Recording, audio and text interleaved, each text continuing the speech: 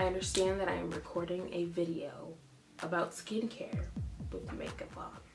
I recorded a video before this, so I don't need to see y'all fingers just type it in the comments. Hey guys, welcome back to my channel. Today's video is going to be about hyperpigmentation and how to get hyperpigmentation off of various places on your body, meaning armpits, face, knees, elbows. So hyperpigmentation is darker parts on your face, obviously, coming from acne. They're just darker patches on your skin. Now, hyperpigmentation is different from melasma. Melasma is a condition where darker patches just pop up kind of on your skin. Either it's hereditary or it just kind of comes from, it can come from hormones, pregnancy, just technically hormones, anything like that. So hyperpigmentation and melasma are two different things.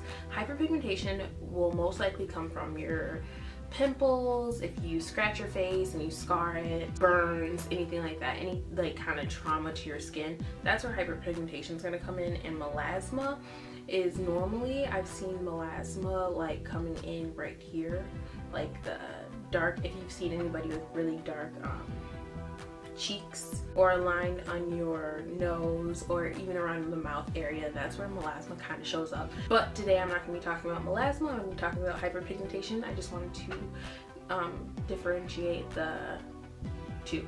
You guys will be seeing my skin as soon as I get a better editing software to where I can kind of go in depth as far as I want to and be as thorough as possible. My first tip for getting rid of hyperpigmentation is exfoliating, exfoliating, exfoliating, exfoliating. Now you can exfoliate manually with like a face exfoliator. I do not recommend putting sugar on your face or salt on your face, just because to me I feel like that's really harsh on your skin. I feel like sugar is like, the grains of it are just really big and it's really rough. If your skin can take it, your skin can take it, do it. But I would stick the sugar salt scrubs or anything like that for like your elbows or your knees or any other rougher areas, you know. A really good exfoliator, like a manual exfoliator, is this Dr. Brand's Pore Dermabrasion exfoliator. I really do like this one because it's thinner and it's really cooling to the skin, and it's not as harsh to me. It's super thin, fine grained. I really do like the Dr. Brand's one. However, this one is really expensive, so sorry. Also, another way to manually exfoliate would be like with a face brush, if you could. They have really cheap face brushes at Marshall's and TJ Maxx. So if you can get your hands on one of those, easy way to. I'm gonna give you guys a couple ways to treat your hyperpigmentation, a natural way and a couple chemical ways to do it. A natural way to get rid of hyperpigmentation with various food items around your house would be getting almonds, lemon juice, and pineapples, mixing all of that up together and then making it a face mask and doing that 2 to 3 times a week for about 2 months, and your face will look good. Why am I'm showing y'all face, I'm showing my face like I don't have makeup on, but anyway. The vitamins in the pineapple are gonna treat the free radical damage that's been done to your skin. The almonds and lemon juice are the 2 agents that will brighten your skin. Doing it the natural route will definitely take a lot longer than doing it with chemicals. The chemicals I'm gonna tell you about are still kind of natural. So the first chemical is going to be kojic acid. Kojic acid is really gentle on the skin. It's anti-aging. It's derived from mushrooms. I do know that a lot of people know of it as like kind of bleaching your skin, but it's not bleaching your skin if you don't want it to bleach your skin. You can definitely abuse it, and then it can definitely make your overall complexion really bright. But if you're using it the right way and you're using it in moderation, it's not gonna bleach your skin. It's just gonna lighten up all the hyperpigmentation places that you need to be lightened. Do you feel me? Okay, you feel me? We're not trying to bleach the melanin, okay? We're trying to even out the melanin, okay? The next way to lighten hyperpigmentation would be with a glycolic foaming cleanser or a glycolic serum or anything like that. I like these not only for brightening and lightening hyperpigmentation, but also for smoothing out your skin. So if you have fine lines, if you have wrinkles, if you have textured skin, glycolic acid is going to be your best friend. Glycolic acid is more geared towards like a chemical exfoliator. Not even chemical, it is a chemical, more toward a chemical exfoliator. So it's going to exfoliate without you having to massage like sand on your face. So it's going to do that for you. It's going to take off the topmost layer of your skin and then show a more radiant complexion. Glycolic acid is considered an AHA acid, or an alpha hydroxy acid, and it derives from the sugar cane, so it's natural. I'm not gonna call this natural. I don't feel like this is like natural. I feel like it comes from sugar cane, but there's a little bit more added to it. That's how I feel.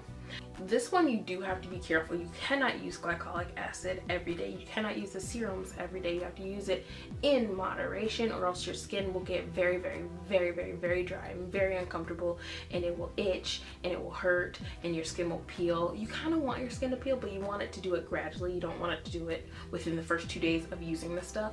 So yes, glycolic acid is a really good way to lighten hyperpigmentation. You're just gonna wash your face. I have the Mario Badescu skincare glycolic foaming cleanser, and I also have a Nip Fab glycolic serum that I put on my face, but that's not to lighten anything for me.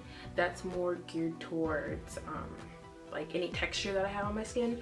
So if you have texture and also have hyperpigmentation, that's a really good way to double tack it, kind of like bite it up.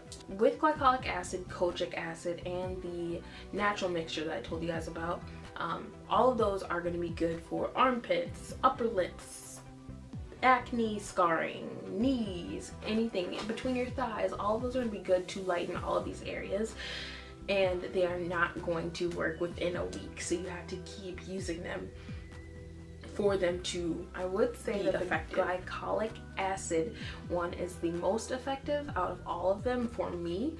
However, the kojic acid would be second, and then obviously the natural way would be the least, well, it's not least effective, but it's going to take really long for that one to work. Glycolic acid will work within the first month. You will see progress within the first month, honestly within the first 2 weeks. With kojic acid, about the same thing, and then with the lemon mixture, it's going to be within 2 months that you'll see something. Pick your potion, pick your poison, I don't know, whatever one you want. I'm just here to tell you guys. On to moisturizers. My favorite moisturizer while using the glycolic acid, because it makes your skin seriously dry, would be vitamin E oil and shea butter. The shea moisture and vitamin E oil mixture is a really good and gentle way to moisturize your face without the chemicals, because you just added a lot of chemicals to your face. And those two oils combined, well, the butter and the oil combined, are also going to be fighting hyperpigmentation, and they're going to be moisturizing your face, and they're going to be smoothing out your face. So, or not just your face, but wherever you're going to be putting this, or whatever you're trying to lighten. This stuff is bomb. I do have the white shea butter. I don't really see a huge difference besides the smell and how potent the smell is, but for the most part, I really do like mixing up shea butter and vitamin E. You can use them separately. They both, it really, I mean, I'm not gonna say it's not different, but it works still pretty well. Vitamin E alone works really well, and shea butter alone works really well. I just mix them because I like the consistency and because it's a lot thicker and it stays on all night.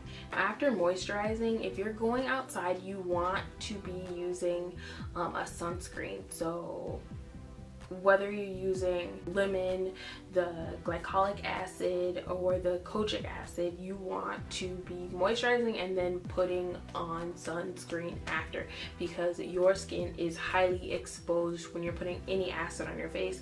It's not a game. This is not a drill. You have to use sunscreen, homegirl, okay? Or else everything's going to get worse and darker. So just save yourself and use sunscreen. There are a lot of foundations that have sunscreen in them.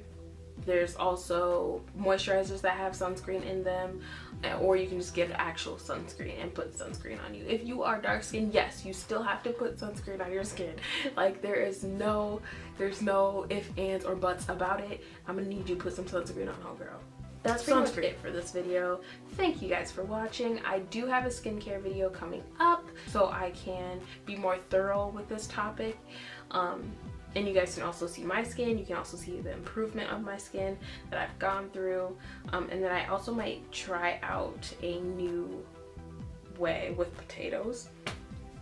I've heard potatoes work, but I've never actually used potatoes, so I might try that. Yeah, so like, comment, and subscribe. Thank you guys for watching. Bye!